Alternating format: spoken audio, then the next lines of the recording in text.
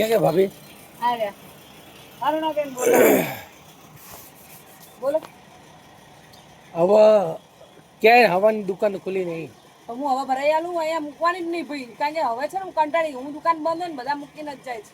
મૂકીની ભાભી એક વસ્તુ કે મારો નંબર લખેલું જ છે એમાં. પણ એ મને પ્લેટથી ખબર ના હોય કે તમારી હવા તો કેમ ભરાઈ જાય ને, બાર દુકાનો તો છે. હા તો બતાવો મને હેડો.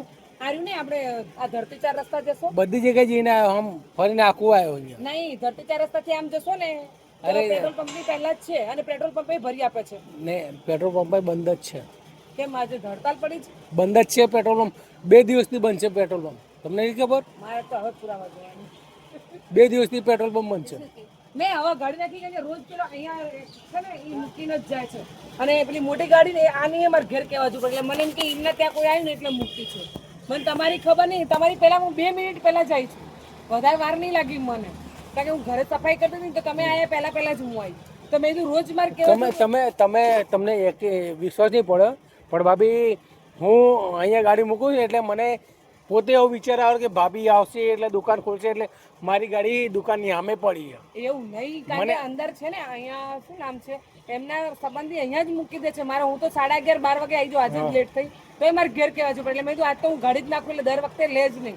પહેલી વાર મેં તમારી ગાડી, તમે અલગ છો એટલા માટે જ હું જોયો.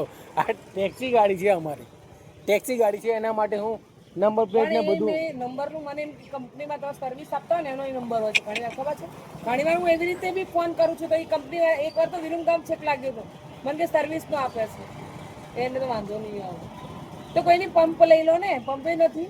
પંપે નહીં હતું, આખો ભરીને આવ્યો. ના બે પેટ્રોલ પંપ બંધ છે, વંદે માતરમ ચાલુ હશે ને. કયો પેલું આપણે વંદે માતરમ માર્કેટથી જો નારાયણ 2 પેટ્રોલ પંપ છે વંદે માતરમમાં. એક શાક માર્કેટની પેલી સામે બરાબર, એક આપણે ધરતીની પેલી બાજુ.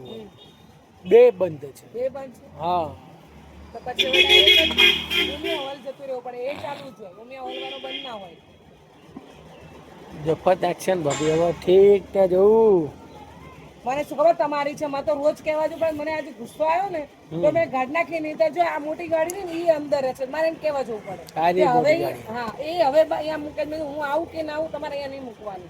મારે તો હવે તો ભાઈએ બંધ કરી નાખ્યું છે દુકાન વાળા અહીંયા રસ્તો, મારે આમ ફરીને જવું પડે. રાકેશભાઈ ને? હા, નહીં તો રાકેશભાઈ ખુલ્લું હોય તો આપણે એની જ ગલીમાં જતા રહીએ.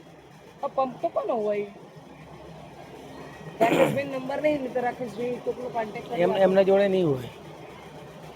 દુકાન તો બંધ જ છે રાકેશભાઈ. એ તો 4 વાગ્યા પછી જ આવે.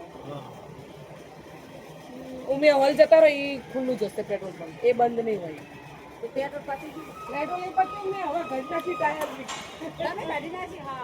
પહેલી વાર જ આવી રીતે કર્યું. તમારી ગાડી છે, મેં મને અહીંયા ગાડી પડી દર વખતે મારે કહેવા દઉં, પણ મને ગુસ્સો આવે તો ઘેરથી કામ કરી તો એ આયા પહેલા હું હવે ગાડી જ પાણી પીવા દઈ, કચરો નતો માર્યો ને એ આયા કે તમે હવે ગાડી ના તો ત્યાં જેટલી બેચી હોય ને પછી કે આપો મેં એને લઈ જાઉં. પણ આ ભાઈ પેલા અંદર વાળા નથી, અનવા છે તો પેલા રોજ મૂકી જાય એટલે આજ તો ગાડી નાખો ને તો ફરીથી મૂકી દઉં એટલે. ના ઉમિયા હોલ જતા રહો, ખુલ્લું હશે પેટ્રોલ પંપ.